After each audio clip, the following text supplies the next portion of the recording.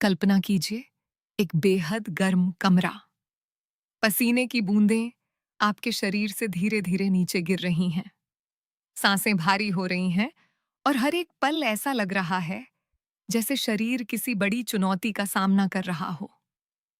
और फिर अचानक से आप खुद को बर्फ से भरे हुए ठंडे पानी में डुबो देते हैं। भाप और बर्फ का वह टकराव, दिल की धड़कनों का अचानक से तेज हो जाना, यह सिर्फ एक अनुभव नहीं है। क्या होगा अगर मैं आपसे कहूं कि यह नियंत्रित पीड़ा, ये जानबूझकर सहा गया कष्ट, वास्तव में हमारे शरीर के जीव विज्ञान को पूरी तरह से अपग्रेड करने का एक तरीका है? क्या अत्यधिक गर्मी और कड़ाके की ठंड केवल असुविधाजनक स्थितियां हैं, या फिर ये वो प्राचीन जैविक संकेत हैं जो हमारी ऊर्जा उत्पादन, मानसिक स्पष्टता, तनाव सहने की क्षमता और यहाँ तक कि हमारी कोशिकाओं के जीवित रहने की प्रक्रिया को भी फिर से आकार दे सकते हैं? आज हम तापीय तनाव यानी थर्मल स्ट्रेस के इसी रोमांचक और वैज्ञानिक सफर पर निकलने वाले हैं। यह शुरुआत ही अपने आप में बहुत कुछ सोचने पर मजबूर कर देती है। अगर हम आज के आधुनिक इंसान को देखें, तो हम सभी एक वातानुकूलित और जलवायु नियंत्रित दुनिया में रह रहे हैं। हमारे घरों का तापमान हमेशा स्थिर रहता है। हम सर्दियों में हीटर और गर्मियों में एयर कंडीशनर का इस्तेमाल करते हैं। हमने अपने पर्यावरण से मिलने वाली हर चुनौती को लगभग खत्म कर दिया है। लेकिन हमारा जीव विज्ञान, हमारा शरीर इन सुख सुविधाओं के बीच विकसित नहीं हुआ है। मानव शरीर का विकास अत्यधिक ठंड, चिलचिलाती धूप और मौसम की अनिश्चितताओं के बीच हुआ है। और आज का आधुनिक विज्ञान हमें एक बहुत ही चौंकाने वाली बात बता रहा है। वह यह है कि बिना किसी तनाव के हमारा शरीर धीरे धीरे कमजोर पड़ने लगता है। लेकिन जब हम शरीर को एक बुद्धिमानी भरे और नियंत्रित तनाव से गुजारते हैं, तो वह खुद को ढाल लेता है और पहले से कहीं ज्यादा मजबूत हो जाता है। तो इसका मतलब ये है कि हम अपने शरीर को एक तरह का अल्टीमेटम दे रहे हैं, या तो इस स्थिति के अनुकूल बनो या फिर नष्ट हो जाओ। ये विचार सुनने में थोड़ा डरावना जरूर लगता है, लेकिन इसके पीछे का विज्ञान यकीनन बहुत गहरा है। बिल्कुल। और इस पूरी प्रक्रिया के केंद्र में एक बहुत ही गहरा जैविक सिद्धांत काम करता है, जिसे हम हॉर्मेसिस कहते हैं। जब हम शरीर को अत्यधिक गर्मी या ठंड के संपर्क में लाते हैं, तो हम जानबूझकर शरीर में एक अस्थायी संकट पैदा कर रहे होते हैं। शरीर इसे एक खतरे के रूप में देखता है और सर्वाइवल मोड यानी जीवित रहने की जद्दोजहद में चला जाता है। हॉर्मेसिस का सीधा सा अर्थ है कि एक सीमित और प्रबंधनीय मात्रा में दिया गया तनाव हमारे शरीर को नष्ट करने के बजाय उसकी सहन शक्ति को बढ़ा देता है। यह बिल्कुल वैसा ही है जैसे जिम में जाकर वजन उठाना। आप अपनी मांसपेशियों को तनाव देते हैं, उन्हें थोड़ा तोड़ते हैं ताकि वे बाद में और अधिक मजबूत होकर उभर सकें। ये एक बेहतरीन तुलना है। यानी हम शरीर को सजा नहीं दे रहे हैं, बल्कि हम उसे एक संकेत भेज रहे हैं। हम अपने पर्यावरण का उपयोग एक भाषा के रूप में कर रहे हैं, जो हमारी कोशिकाओं को यह बता रही है कि उन्हें जागने और काम पर लगने की जरूरत है। आपने बिल्कुल सही शब्द का इस्तेमाल किया है, संकेत। हमारा शरीर पर्यावरण से मिलने वाली हर चुनौती को एक जानकारी या डेटा के रूप में लेता है। जब आप बर्फ के पानी में जाते हैं या सोना बाथ लेते हैं, तो शरीर उस जानकारी को प्रोसेस करता है और तुरंत अपने मरम्मत सिस्टम को सक्रिय कर देता है। तनाव से लड़ने वाले विशेष प्रोटीन बनने लगते हैं। कोशिकाओं के अंदर की ऊर्जा प्रणालियां खुद को फिर से व्यवस्थित करने लगती हैं और हमारा तंत्रिका तंत्र खुद को एक नए सिरे से कैलिब्रेट करता है। यह एक तरह का सिस्टम रिबूट है। जब हम ऊर्जा प्रणालियों की बात करते हैं, तो मुझे तुरंत हमारी कोशिकाओं के पावर हाउस यानी माइटोकॉन्ड्रिया का ख्याल आता है। मैंने पढ़ा है कि तापीय तनाव का सबसे ज्यादा और सबसे दिलचस्प असर इन्हीं छोटी ऊर्जा पैदा करने वाली संरचनाओं पर होता है। ये कैसे काम करता है? माइटोकॉन्ड्रिया हमारे जीवन का आधार हैं।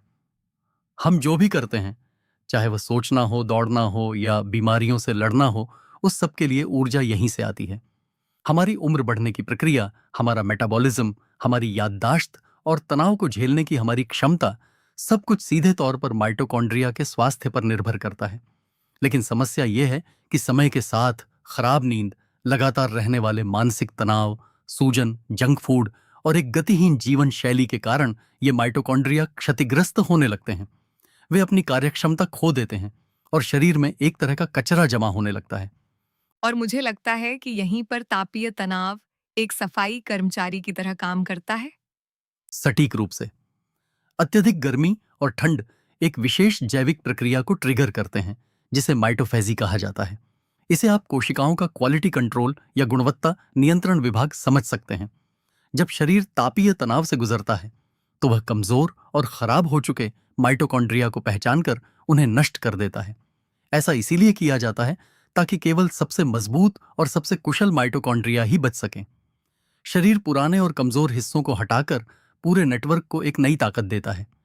यह सचमुच एक अद्भुत प्रक्रिया है, जहां विनाश के माध्यम से एक नए और बेहतर जीवन का निर्माण होता है। ये तो ऐसा हुआ जैसे किसी कंपनी से उन कर्मचारियों को निकाल देना जो काम नहीं कर रहे हैं, ताकि पूरी कंपनी बेहतर तरीके से चल सके। चलिए अब इस प्रक्रिया को थोड़ा और विस्तार से समझते हैं। सबसे पहले गर्मी की बात करते हैं। सोना बाथ की परंपरा कई पुरानी संस्कृतियों में सदियों से चली आ रही है। लेकिन आज का आधुनिक विज्ञान इसके बारे में क्या कहता है? गर्मी हमारे शरीर को अंदर से कैसे बदलती है? जब आप किसी सौना में बैठते हैं और आपके शरीर का तापमान बढ़ने लगता है, तो शरीर इसे एक हल्के बुखार की तरह महसूस करता है। इस स्थिति में शरीर हीट शॉक प्रोटीन नामक कुछ विशेष अणुओं का निर्माण शुरू कर देता है। ये प्रोटीन बहुत ही खास होते हैं। आप इन्हें कोशिकाओं के पैरामेडिक्स या आपातकालीन डॉक्टर मान सकते हैं। जब कोशिकाएं तनाव में होती हैं, तो उनके अंदर के प्रोटीन अपना आकार खोने लगते हैं। हीट शॉक प्रोटीन वहां पहुंचकर इन क्षतिग्रस्त प्रोटीनों की मरम्मत करते हैं और कोशिकाओं को नष्ट होने से बचाते हैं। इसके अलावा सौना में बैठने से आपके दिल की धड़कन तेज हो जाती है, रक्त वाहिकाएं चौड़ी हो जाती हैं और शरीर में खून का प्रवाह बहुत तेजी से होने लगता है। तो क्या हम ये कह सकते हैं कि सौना में चुपचाप बैठे रहना भी शरीर के लिए एक तरह का व्यायाम है? तकनीकी रूप से हाँ, सौना में आपका हृदय और आपकी रक्त वाहिकाएं लगभग वैसा ही काम कर रही होती हैं जैसा वे एक मध्यम स्तर के कार्डियो व्यायाम के दौरान करती हैं। फिनलैंड जैसे देशों में हुए कई बड़े अध्ययनों से यह बात सामने आई है कि जो लोग नियमित रूप से सौना का उपयोग करते हैं, उनमें हृदय संबंधी बीमारियों का खतरा काफी कम होता है, उनकी रिकवरी बेहतर होती है और उनकी जीवन प्रत्याशा भी अधिक होती है। हालांकि हमें यह भी याद रखना चाहिए कि केवल सौना में बैठने से सब कुछ ठीक नहीं हो जाता, लेकिन इसके वैज्ञानिक आंकड़े वास्तव में बहुत ही आशाजनक और दिलचस्प हैं। गर्मी के फायदे तो समझ में आते हैं, लेकिन अब उस विषय पर आते हैं जिसने इंटरनेट और सोशल मीडिया पर तहलका मचा रखा है। कोल्ड इमर्शन, यानी बर्फ के पानी में डुबकी लगाना। ऐसा लगता है जैसे हर कोई आजकल खुद को बर्फ में जमाना चाहता है। ये इतना लोकप्रिय क्यों हो रहा है और इसके पीछे की असली विज्ञान क्या है? ठंड का संपर्क शरीर के लिए एक तत्काल और बहुत ही तीव्र सर्वाइवल स्ट्रेस, यानी जीवित रहने का संकट पैदा करता है। जब आप बर्फ के पानी में जाते हैं, तो आपका तंत्रिका तंत्र एक झटके के साथ सक्रिय हो जाता है। शरीर तुरंत एड्रेनालाइन और नॉरेड्रेनालाइन जैसे हार्मोन का एक बहुत बड़ा सैलाब छोड़ता है। आपकी रक्त वाहिकाएं तुरंत सिकुड़ जाती हैं, ताकि शरीर के महत्वपूर्ण अंगों को गर्म रखा जा सके। इस पूरी प्रक्रिया का परिणाम यह होता है कि आप एक असाधारण स्तर की सतर्कता का अनुभव करते हैं। जो लोग नियमित रूप से बर्फ के पानी में नहाते हैं, वे अक्सर बताते हैं कि इसके बाद उनका मूड बहुत अच्छा हो जाता है। उनके दिमाग में एक अजीब सी शांति और स्पष्टता आ जाती है। यह सब उन शक्तिशाली न्यूरोकेमिकल प्रतिक्रियाओं के कारण होता है जो ठंड के झटके से पैदा होती हैं। मैंने खुद ये महसूस किया है कि जब आप इतने ठंडे पानी में होते हैं, तो आप कल के बारे में या अपने पेंडिंग काम के बारे में नहीं सोच सकते। आपका दिमाग आपको पूरी तरह से वर्तमान क्षण में धकेल देता है। ये एक तरह का जबरदस्ती कराया गया ध्यान या मेडिटेशन लगता है। ये बहुत ही शानदार अवलोकन है। ठंड आपके दिमाग को वर्तमान में रहने के लिए मजबूर कर देती है, क्योंकि उस समय आपके शरीर के लिए केवल एक ही चीज महत्वपूर्ण होती है, जीवित रहना। कुछ शोधकर्ताओं का मानना है कि इस तरह का नियंत्रित ठंड का संपर्क हमारे तंत्रिका तंत्र को प्रशिक्षित करता है। यह हमारे तनाव सहने की क्षमता को बढ़ाता है और हमारे ऑटोनोमिक नर्वस सिस्टम को अधिक लचीला बनाता है। हालांकि इंटरनेट पर किए जाने वाले कई अतिशयोक्तिपूर्ण दावों के पीछे अभी भी ठोस वैज्ञानिक प्रमाणों की कमी है, लेकिन इसके मानसिक और न्यूरोलॉजिकल फायदे निश्चित रूप से वास्तविक हैं। अब एक नए और उभरते हुए विचार के बारे में बात करते हैं जो काफी चर्चा में है, थर्मल ऑन्सिलेशन, यानी अत्यधिक गर्मी और अत्यधिक ठंड के बीच लगातार झूलना। सोना से निकलकर सीधे बर्फ के पानी में कूद जाना और फिर वापस सोना में जाना।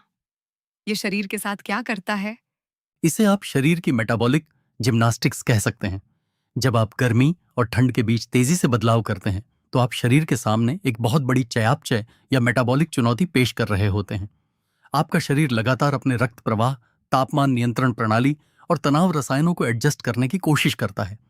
गर्मी से रक्त वाहिकाएं फैलती हैं और ठंड से वे तुरंत सिकुड़ जाती हैं। यह एक पंपिंग प्रभाव पैदा करता है। शोधकर्ताओं का मानना है कि यह लगातार होने वाला अनुकूलन हमारी मेटाबॉलिक फ्लेक्सिबिलिटी यानी चयापचय के लचीलेपन को बढ़ाता है। यह हमारे तंत्रिका तंत्र को इस बात के लिए प्रशिक्षित करता है कि वह अचानक होने वाले बदलावों के प्रति कम संवेदनशील या कम नाजुक बने। तो इसका मतलब ये हुआ कि हम जानबूझकर जो असुविधा सहते हैं, वह असल में भविष्य के तनावों को झेलने के लिए एक तरह की रिहर्सल है। हम अपने शरीर को सिखा रहे हैं कि पैनिक कैसे न करे। बिल्कुल सही कहा आपने। यह असुविधा हमारे जीव विज्ञान के लिए एक बहुत ही जरूरी ट्रेनिंग है।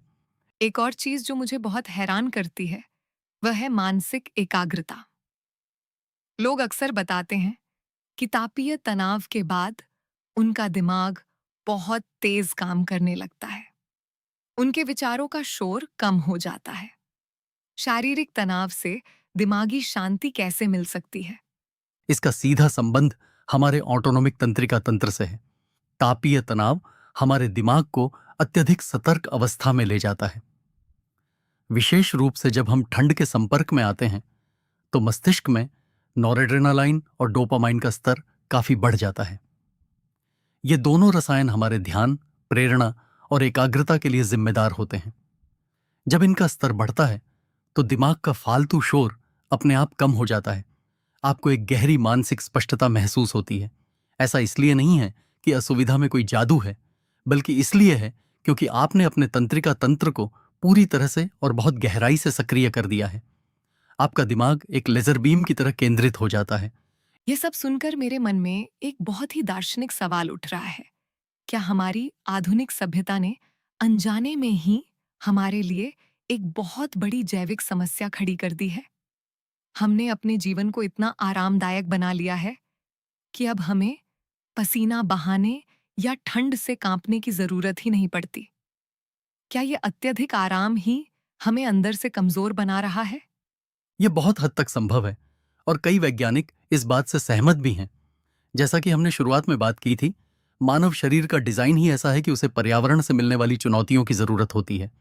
आज हमारा तापमान, हमारी रोशनी, हमारे भोजन की उपलब्धता और हमारी शारीरिक मेहनत सब कुछ कृत्रिम रूप से स्थिर कर दिया गया है। जब शरीर को कोई चुनौती ही नहीं मिलती, तो वह अपनी अनुकूलन क्षमता खोने लगता है।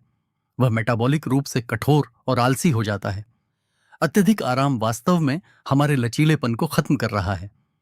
इसका मतलब तो यही हुआ कि अगर हमें अपने शरीर की प्राकृतिक ताकत को बचाए रखना है, तो हमें बुद्धिमानी से अपने जीवन में कुछ तनाव शामिल करने ही होंगे। हमें जानबूझकर अपने आराम क्षेत्र से बाहर निकलना होगा। एकदम सही। शरीर को चुनौती की सख्त जरूरत है, लेकिन यहां सबसे महत्वपूर्ण शब्द है बुद्धिमानी। चुनौती ऐसी होनी चाहिए जिसे शरीर संभाल सके और जिससे वह उबर सके। ये एक बहुत ही महत्वपूर्ण चेतावनी है, क्योंकि आज के समय में जब हम बायोहैकिंग संस्कृति को देखते हैं, तो ऐसा लगता है कि हर कोई चीजों को चरम सीमाओं तक ले जाना चाहता है। लोग बिना सोचे समझे खतरनाक हद तक खुद को ठंड या गर्मी में धकेल रहे हैं। यह आज की एक बहुत बड़ी समस्या है। तापीय तनाव हर किसी के लिए सुरक्षित नहीं है और यह बात स्पष्ट रूप से समझी जानी चाहिए।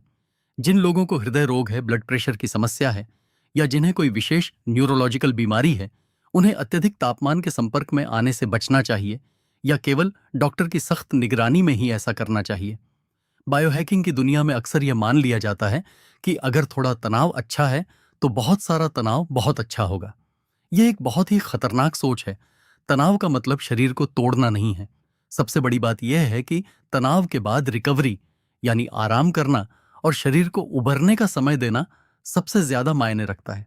बिना रिकवरी के कोई भी तनाव सिर्फ और सिर्फ नुकसान पहुंचाता है। यह चर्चा वास्तव में हमारी आंखें खोलने वाली है। तापीय तनाव हमें एक बहुत ही प्राचीन और गहरी सच्चाई की याद दिलाता है। वह यह कि मानव शरीर कभी भी स्थायी आराम और सुख सुविधाओं के लिए नहीं बना था। हम संघर्ष से पैदा हुए हैं और चुनौतियों के बीच ही हम सबसे अच्छी तरह से काम करते हैं। और शायद असली लचीलापन या सहनशीलता तनाव से भागने या उससे बचने में नहीं है, बल्कि यह सीखने में है कि हम बुद्धिमानी से उस तनाव के अनुकूल कैसे बन सकते हैं।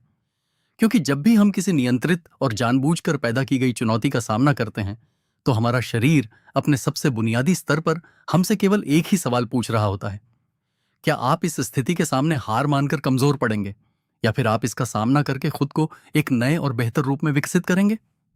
क्या बात है! ये एक ऐसा सवाल है जो हम सभी को खुद से पूछना चाहिए। आराम और विकास के बीच का यह चुनाव ही हमारे भविष्य के स्वास्थ्य को तय करेगा। इस गहरी और ज्ञानवर्धक चर्चा के लिए बहुत बहुत धन्यवाद। मुझे भी इस विषय पर बात करके बहुत आनंद आया। धन्यवाद।